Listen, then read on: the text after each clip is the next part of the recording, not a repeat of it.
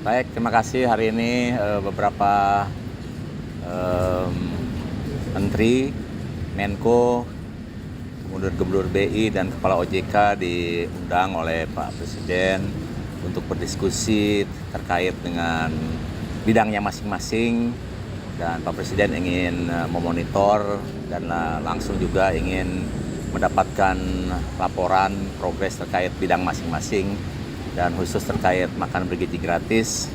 Alhamdulillah hari ini kita sudah laporkan ada 13.514 satuan pelayanan pemenuhan gizi yang tersebar di 38 provinsi, 509 kabupaten dan 7.022 kecamatan, dan berpotensi melayani 39,5 juta.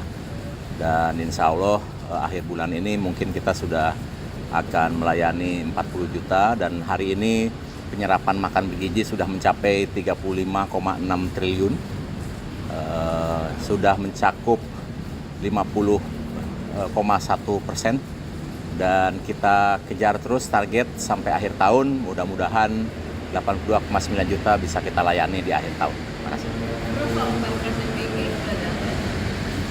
Ya, itu sudah ada di Pak Menko Pangan, jadi nanti lebih lanjut Pak Menko Pangan yang menjelaskan terkait itu. Segera. Karena Kepres untuk tim koordinasinya sudah keluar hari ini, jadi itu sudah wilayahnya Pak Menko Pangan. Saya sebagai Kepala Badan Gizi bertugas untuk menyelenggarakan program makan bergizi gratis, sementara untuk koordinasi terkait dengan rantai pasok, kemudian pengawasan, monitoring, keterlibatan instansi lain, kementerian lain, lembaga lain, itu di bawah koordinasi Menko Pangan.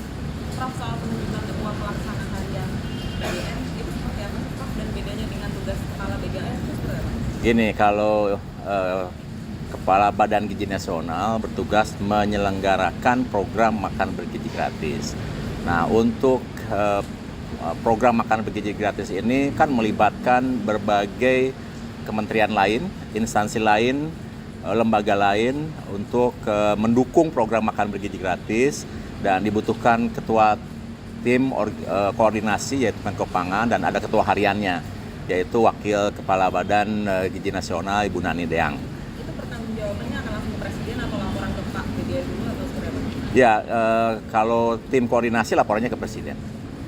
Kepala Badan Gizi juga laporannya ke Presiden sama. Ya, jadi beda, ada tim koordinasi untuk program makan bergizi dengan Kepala Badan Gizi Nasional. Tapi posisinya akan tetap jadi wakil Oh, tentu. Itu target 82,9 juta penerima manfaat masih cukup jauh ya, Prof, untuk akhir 2025 ini ya. Ya. Kira-kira akan tercapai atau enggak? Terus reaksi Presiden bagaimana, Prof, kalau misalnya tidak tercapai? Ya, kita usahakan, karena seperti diketahui kita bisa menghasilkan SPPG baru setiap hari sekitar 200, dan itu berpotensi melayani 600.000 penerima manfaat setiap hari. Kita akan kejar di 2 bulan terakhir ini agar bisa tercapai 82,9 juta, dan Pak Presiden akan mengapresiasi itu, meskipun akan memaklumi kalau misalnya katakanlah 75 juta bisa tercapai.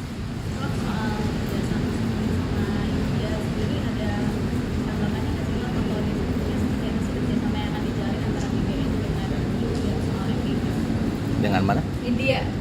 Ya, kita kan sebelum kita melaksanakan program makan bergizi, kita berkunjung ke India, melihat role model di India, dan saya kira nanti bimbingan teknis dari India akan membantu untuk meningkatkan kualitas pelayanan MBG di Indonesia.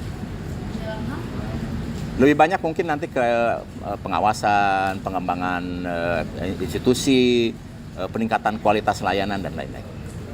Makasih ya. Target 82 juta itu potensi mundurnya di Februari, apakah ada perubahan lagi, Prof?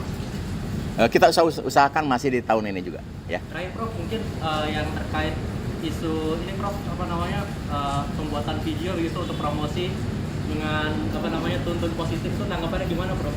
Ini kan setiap SPPG itu kan diwajibkan untuk membuat media sosialnya sendiri, dan diminta untuk aktif membuat konten-konten, terutama melaporkan minimal menu hari itu yang dimuat, sekaligus juga untuk pengawasan publik. Itu saja.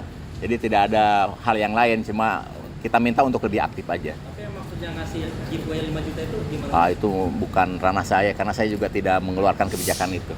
Oke, kasih ya.